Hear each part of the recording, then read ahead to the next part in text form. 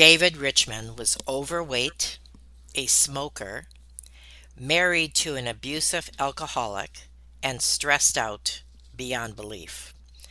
At his lowest point, he heard the words from a friend that he needed to hear, and these allowed him to start a journey of discovery, transformation, and self belief. Today, he helps empower people to start the hard conversations around the emotional aspects of trauma, because there always is, and to help them transform into their best selves. Have you ever felt like giving up, quitting, throwing in the towel? Welcome to Never Ever Give Up Hope featuring Carol Graham. She's an author, health coach, and motivational speaker. Backed into a corner multiple times in her life, Carol shares with you stories on how she overcame some of the toughest obstacles a person can go through in life, but refused to give up hope. Rather than admit defeat, an opportunity was presented, and it involves each and every one of you. Carol will feature spectacular guests who will share their messages of hope, encouragement, and their inspiration to prove why life's adversities only make you stronger. And now, welcoming the host of the show, here's Carol Graham. David Richman is an author, public speaker, and endurance athlete whose mission is to form more meaningful human connections through storytelling. You do not want to miss David's story today. Welcome, David.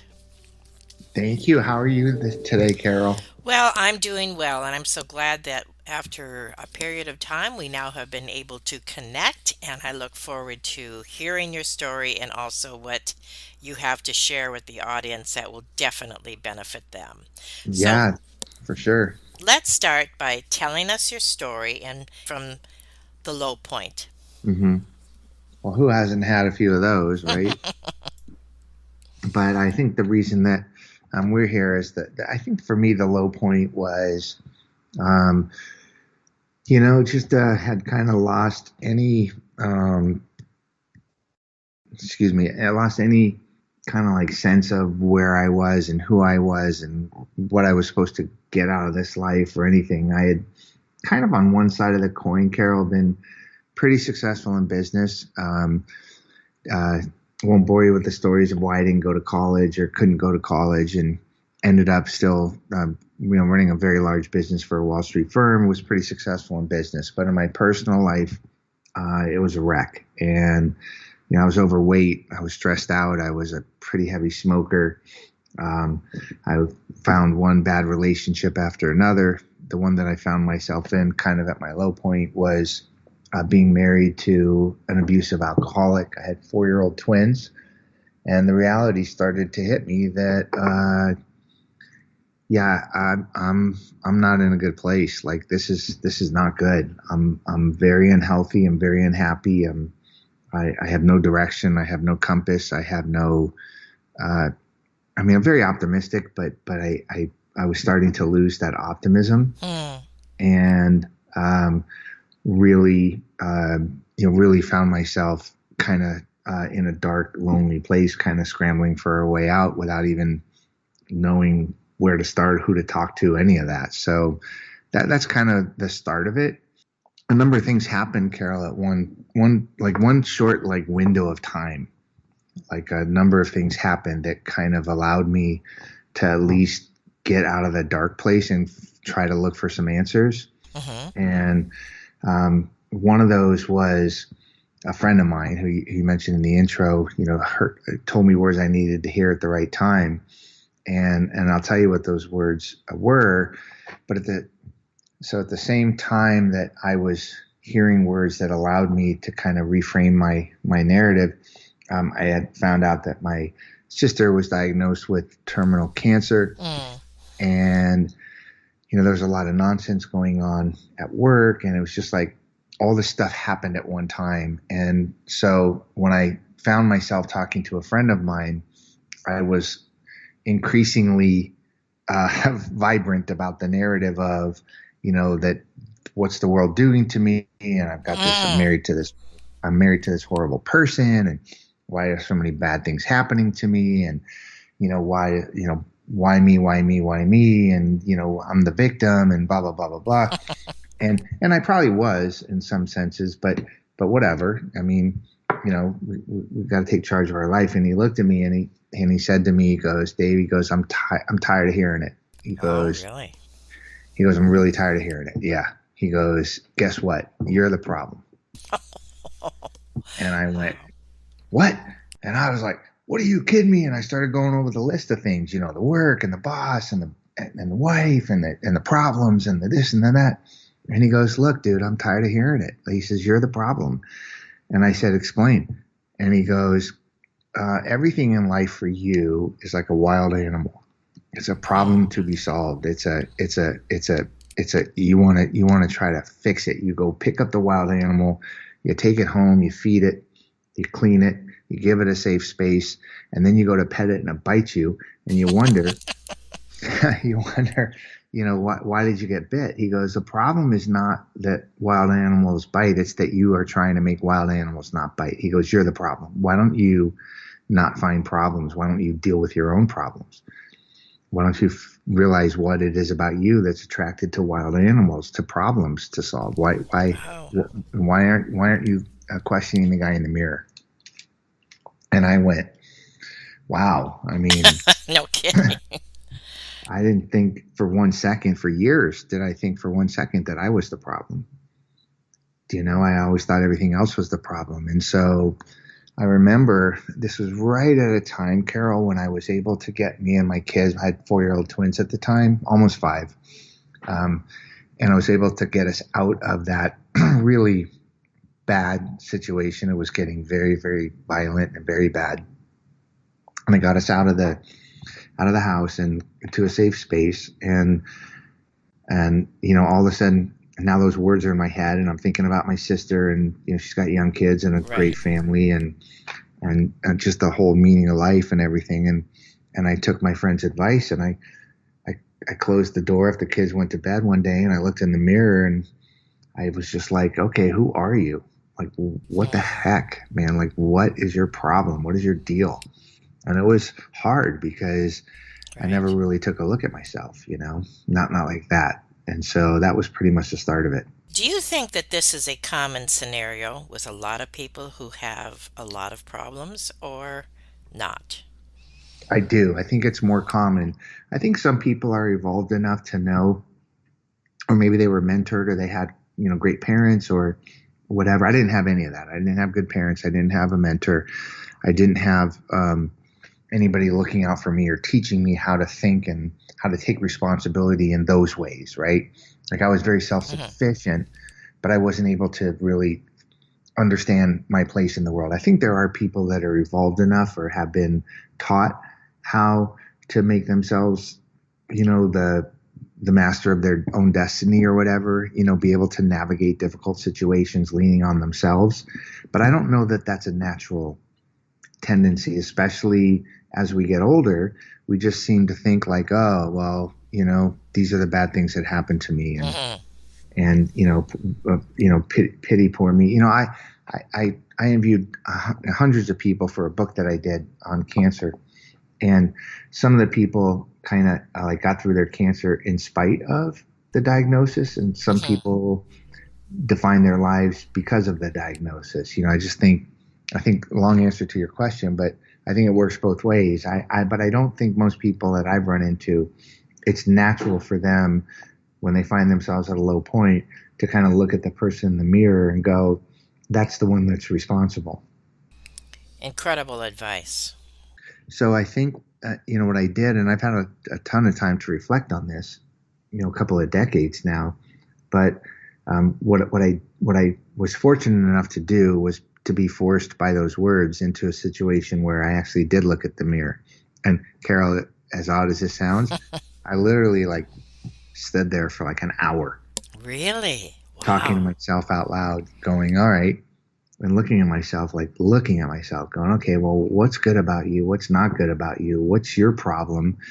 You know, I mean, there's got to be some truth in that, right? If somebody really cares about you, tells you you're the problem, maybe I ought to listen to it. So where am I the problem? And I had to be honest. I had to be honest. I had a lot of things that I was proud of about myself, and I had many things that I was not proud of. And I decided that if I was going to try to live my best life, that I had to be honest about those things, and try to fix the things that were not great, and try to lean into the things that were great. And that was the starting point.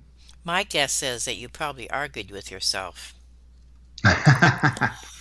Probably for many, many years before that, and No, many but years. even looking in the mirror, like, that can't be true. Well, yes, it is. No.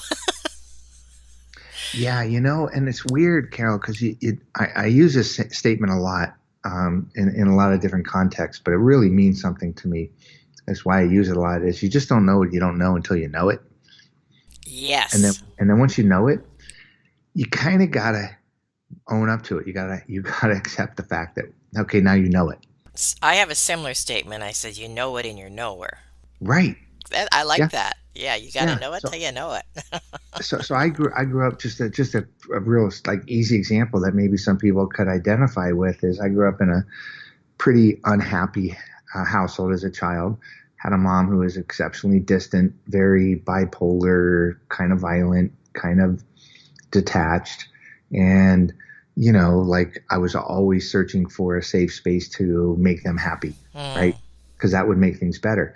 And then all of a sudden, I find myself in this relationship, and who knew it until she told me. But at one point, my ex-wife, she started screaming at me, going, "I'm not your mother. I'm not your mother." And I went, "Oh no, you exactly are my mother. What the heck?" Right? Hmm. I didn't know it until that moment. Hmm. Hmm.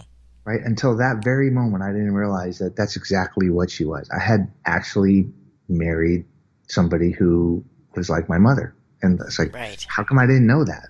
But now that I knew it, I could learn from it. I could either Good point. not accept it, right? Or I could say, yeah, why first of all, why did you do that? Second of all, how did you not know that you did that? Right? Like, you got to become more in touch with yourself, because how could you not know that you were doing the same thing that you did as a kid, you were trying to do as an adult, and it's not happy. You can't live your life trying to make other people happy. It just doesn't work. So that was step one. And Hmm. what happened? So I think, step two, and this is not, again, something that I knew day one of step two, but I really, upon looking back, Carol, understood that step two was just forgiving yourself. That's big. You know, Hmm. it's like just freeing your mind and letting it go, because, like, as a smoker, I was a heavy smoker for 20 years. Okay.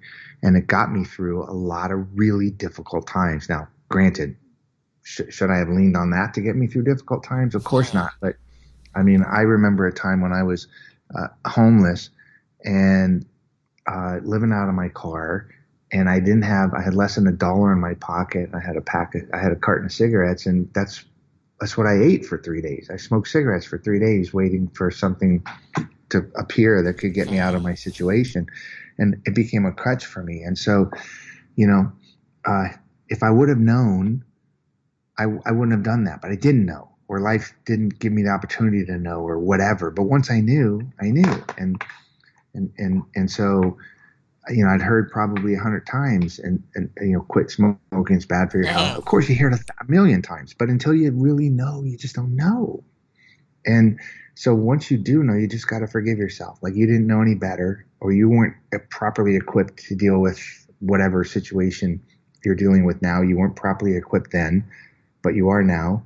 So just forgive yourself. Just move on. Just don't carry it as a weight, because that's not going to help you at all. Like, if you want to change, change. If you want to be different, be different. Don't just carry everything as a weight, and just free your mind. Just free yourself. Just let it go, which is hard to do. No kidding. For anybody. for anybody. I know too many people, Carol, I'm sure we all do, who says, oh, I'm this way because that's the way it is, or oh, I'm this way because it's too late in life to be different, or these were the cards I was dealt, so blah, blah. I just don't agree with that. I think that we should constantly evolve. We could constantly be better for ourselves and those that we care about. And that takes honesty and it takes learning. And in order to learn, you have to be able to realize that you made mistakes. And if you're going to move forward, you got to just learn from those mistakes and then let them go. Just move on. You didn't know any better, but you do now. So, do better now. So you are responsible for what you know.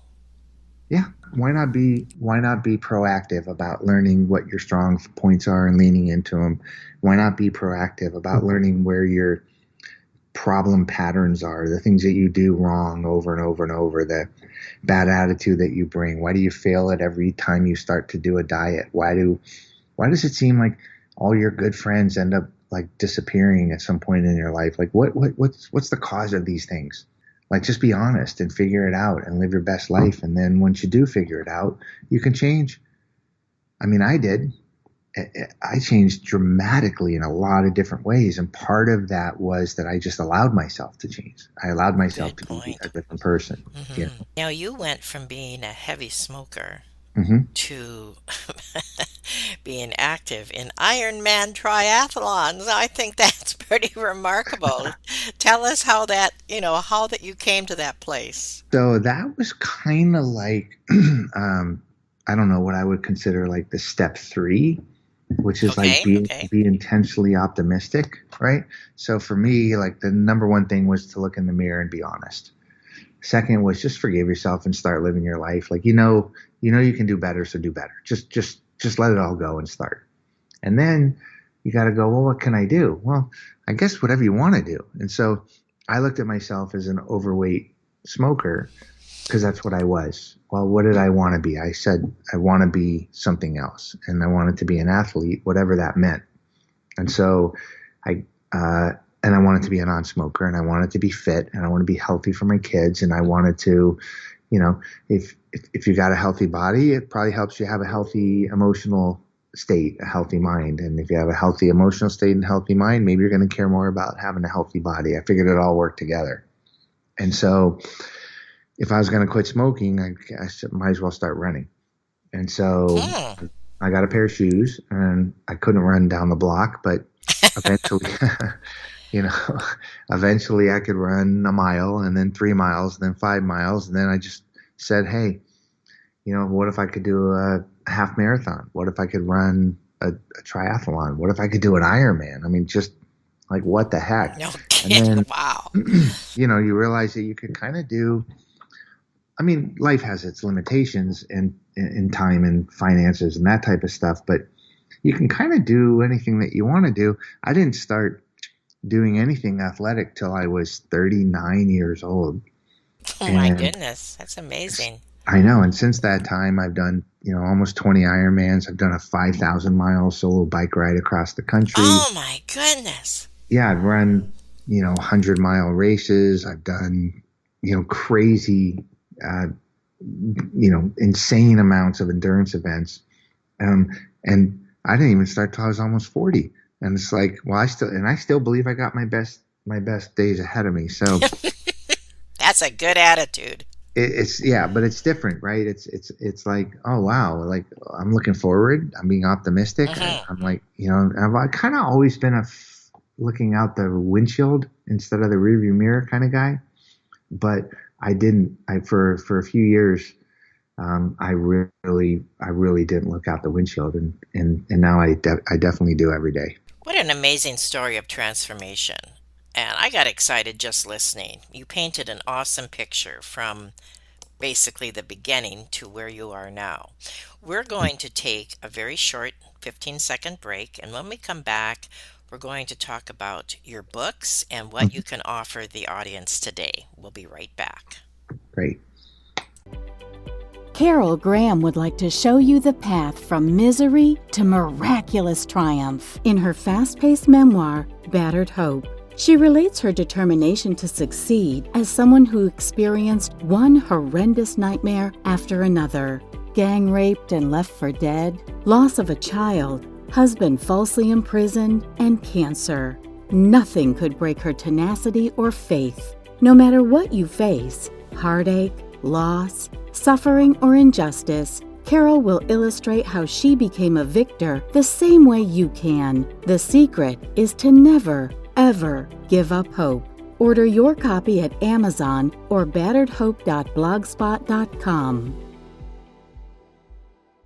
With David Richman this morning, and I am encouraged and definitely inspired, and I really appreciated one of the things that he said, and that was take a good long look in the mirror if you think that other people are the problems in your life. And I really appreciate that, David. So let's continue now and tell us about your books and what you have to offer the audience. Well, thanks, Carol. Sometimes we other people can be the problem or part of the problem, but really, most of the time it is us, right? And how we react or how we are attracted to problems or how we avoid dealing with obvious things. That's most of the time, right? So I don't want to belittle the fact that sometimes we get ourselves in bad situations that aren't in our control.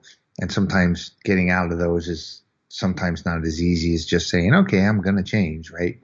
But really, a lot of it does start with that. So I guess the most recent book is kind of the one that I wanted to talk a little bit about because it kind of relates to this idea of starting these hard conversations around trauma.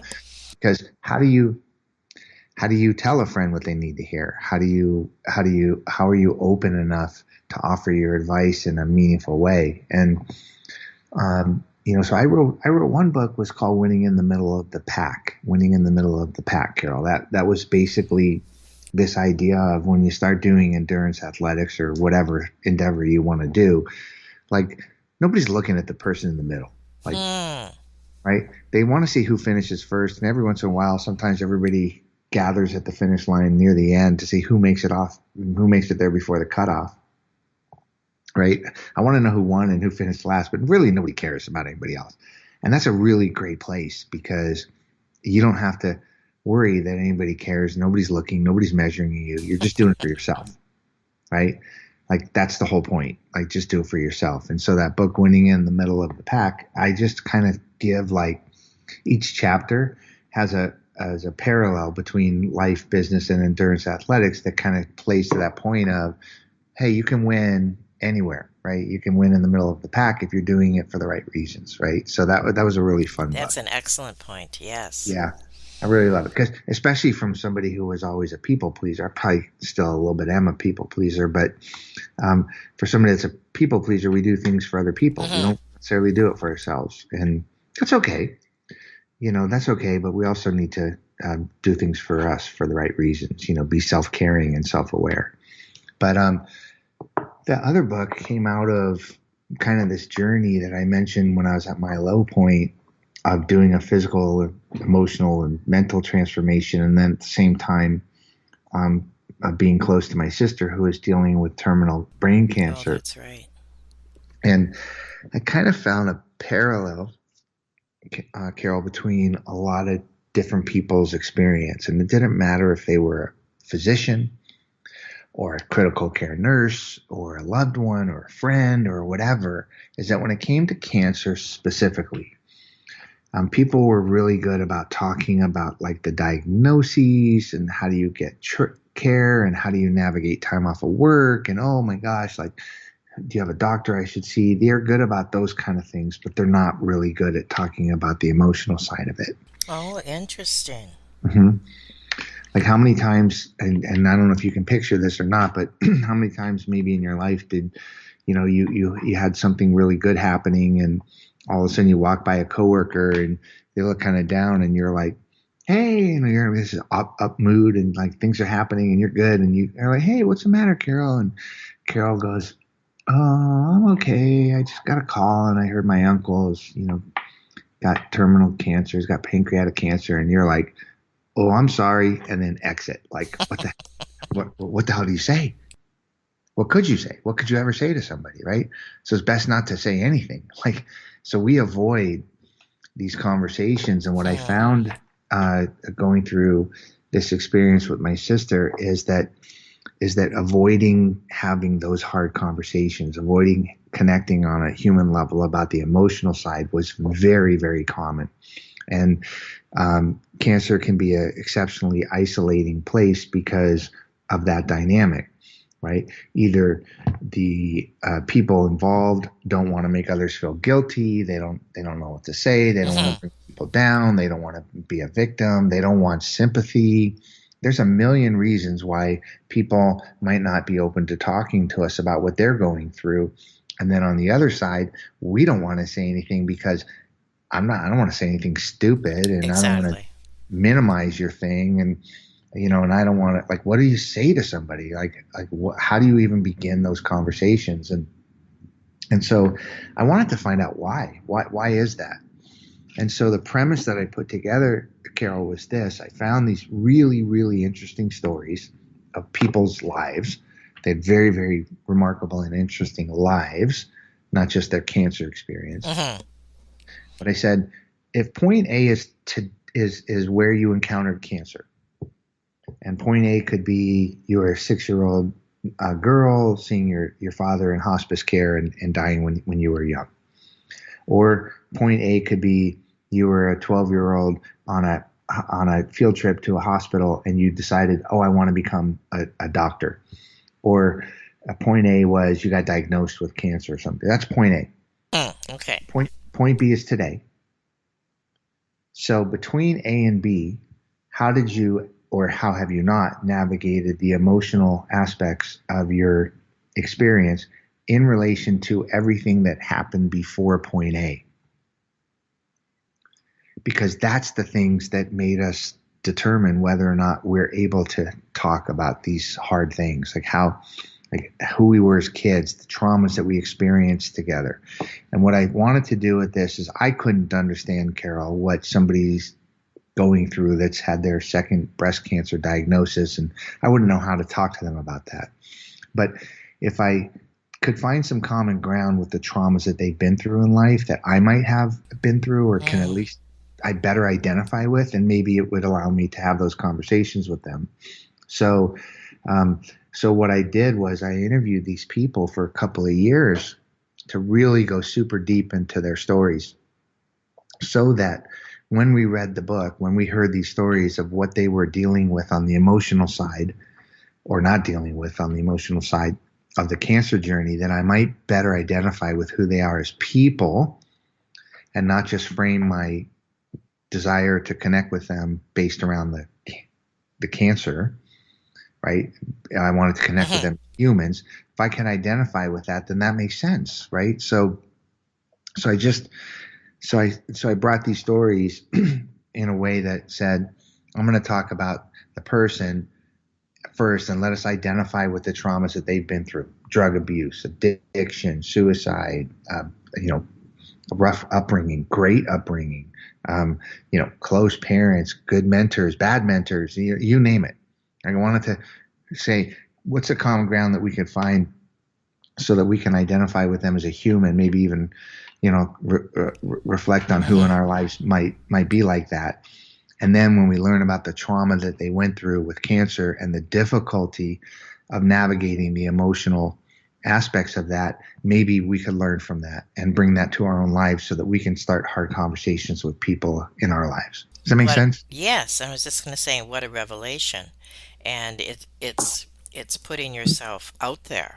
Hmm. It's yes, I really appreciate it, and my mind was doing lots of spins there as you were talking, thinking about both sides of that. So thank you for that. Now I want you to continue, but also would you share what kind of feedback you have had as a result of your book?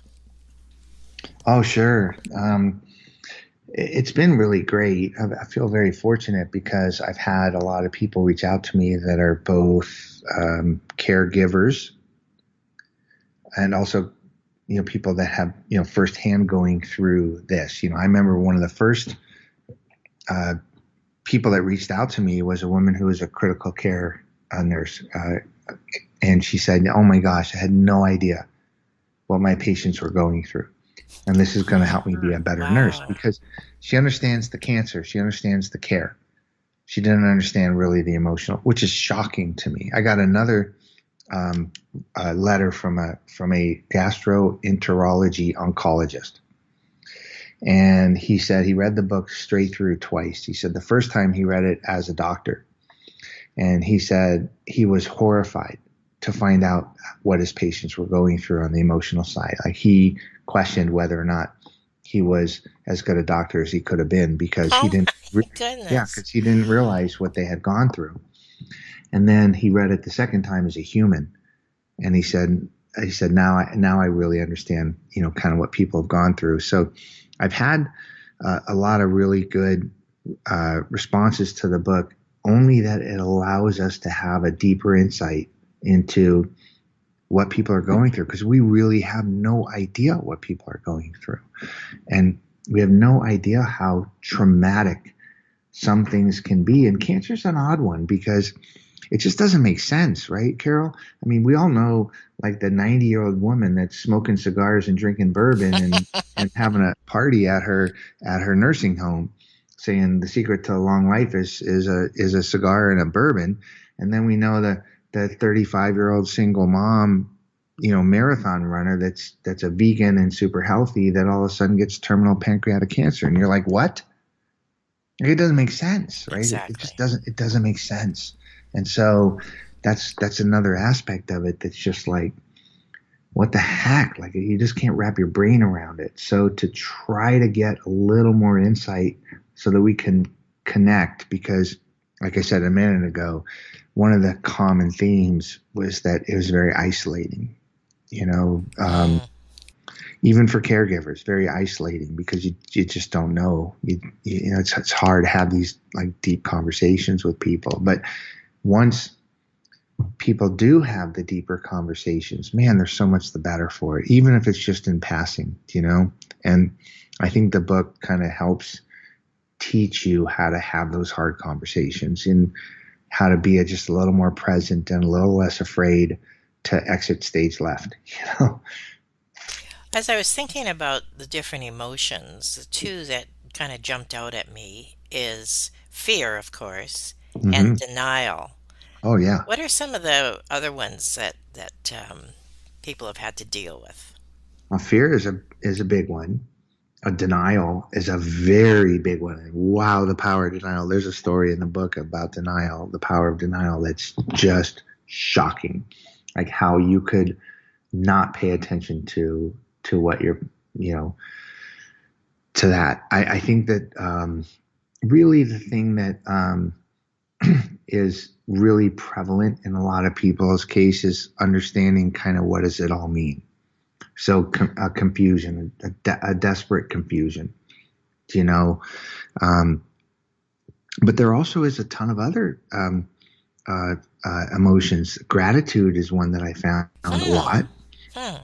um, because it allowed people to connect. They knew that you didn't have control over the circumstances, but they were grateful for the opportunity to learn. They were grateful for the focus that it gave to them to make those moments with their loved ones or people that they knew really, really matter. So they were grateful to have that opportunity. I guess that's one of the silver linings of some type of medical conditions, is it does give you time to connect in a way that you might not be able to. So I think gratitude is definitely one. I think as odd as it sounds, Carol, sometimes people are grateful because it gives them strength. You know, like, I look at Hmm. this one story. This woman had 5 different cancers Oh my word. in her adult life. 5 different cancers. 3 of them were stage 3. The other 2 were stage 2. Very severe diagnoses, and each one led her to have a little bit more confidence in taking control of her own destiny, of learning what she needed to learn, of navigating the medical system. And she developed that resiliency and and that kind of like relying on herself attitude, because she had spent like 4 years trying to escape a very abusive relationship. And, you know, I kind of understood how I could identify with her as somebody that was in an abusive relationship. Of And then course. I could imagine in that her optimism in dealing with things that would just normally knock people right on their butts, um, was just something that I found so inspiring. And so I think that we can get a lot from it, but from learning about what people are going through having hard conversations, um, because we don't have to be so scared. That really, really common theme, Carol, that I got was two. One is, don't give me sympathy. I don't need your Hmm. sympathy, Hmm. right? I don't want that. Doesn't help me, right? Certainly, it's not welcome. Sympathy, empathy, like learning about things, but Right. sympathy, they don't want. That's number one. Number two is, unless you say something really, really, really stupid, you can't really say anything wrong. That's a good one. I like that. Right? Right? Like for example, oh, my grandma just got diagnosed with cancer. Oh my gosh, I know how you feel. Like, my dog was sick the other day. It's like, that would be pretty Gotcha. stupid. Yeah. Avoiding that, you literally can't say anything wrong, right? That what you could say wrong is, I'll call you, and then don't call them, right? That's Yes, that's a easy to good do. point too. Wow. I I absolutely can guarantee you. I've said this at least 500 times on podcasts and interviews and other things, and nobody's ever told me I'm wrong. But I guarantee you, every single person on this call, that's listening to this now or in the future, knows somebody in their life that's going through something super, super difficult, and that person is important to you or was important to you in some way, but life has gotten in the way and you haven't reached out, Hmm. either because you've been too busy, because you wanted to give them their space, because you didn't know what to say, because you weren't sure where they were at with the whole thing. You just been avoiding it. I mean, we can all think of that person. I know we all have that person in our life, or many of those people in our lives, and it's tough, right? It's tough to just say, okay, I'm going to pick up the phone and call. So you really can't say anything wrong, which is the other thing I learned Excellent. in talking to people, is just don't abandon them. Don't make them feel isolated. It's okay to ask them how the weather is, even though they just got back from another dose of chemo. It's okay to ask them if they had a chance to see that, some TV show you used to talk about, even though you know that they can't get up out of bed because they don't have the strength. It's okay. Just don't avoid them. A guy had lost his wife, and brand new, young family. They were just in their early 30s and just got married, and she died tragically of breast cancer right away. And he's on the phone with his dad, and he's talking about things, and his dad um, brought up a friend of his that he had known since he was a kid, and they grew up lifelong friends or something, and hadn't talked to him in a couple of weeks, and my friend Bobby, the one that had lost his wife, said, "Geez, Dad, how come you haven't talked to him?" And he goes, "Oh, I don't know. I'm afraid. I mean, he just lost his wife of 50 years, and I mean, gosh, I don't know what the heck to say to him." And Bobby goes, "What do you mean you don't know what to say to him? You've known the guy for like 65 years. What are you talking about?" He says, "Call him up and ask him if he saw the Dodgers. Ask him what he had for dinner. Exactly. That's what Ask him I'm. if he needs to have Yes. dinner." It Yes. doesn't matter. You don't have to talk to him about his wife. He's not going to cry about his wife every minute of the day to you. You're his best friend. Call him and ask him how he's doing. I love that. It's just that communication, that human connection that we all need. Well, Yeah. you have given us a lot of things to ponder. I noticed that your book has a tremendous amount, I can't remember the number, but a lot of positive 5-star reviews. So I know Yeah. you are reaching a lot of people, Oh, and I thanks. encourage the audience to pick up their copy. All the information to do that will be, of course, on the show notes here. And in summary, what would you like to tell the audience? Well, I guess just thank you for the time and then listening to this conversation. It's really been great talking to you, Carol. That book is called Cycle of Lives. Right. Um, what I did was, I did these stories, and I figure we're all connected by emotion and we're connected by story. Right? Who doesn't stop when you say, "Hey, Carol, I got a quick story. You got a second?" Who doesn't have a quick second for a story? Right. Um, so I decided to get on my bike and bike solo to each one of the people that I had interviewed. And so it took me like 6 weeks and 5,000 miles. So about 20% of the book is the bike ride. The other 80% is each one of these stories. And I would say that the thing that I would just leave people with is that if you have an opportunity to engage in a conversation with somebody that matters to you, don't be afraid. Like, don't be afraid to just ask how they're doing. That's incredible summary. I appreciate that. Yeah. And definitely will encourage and motivate us. Thank you.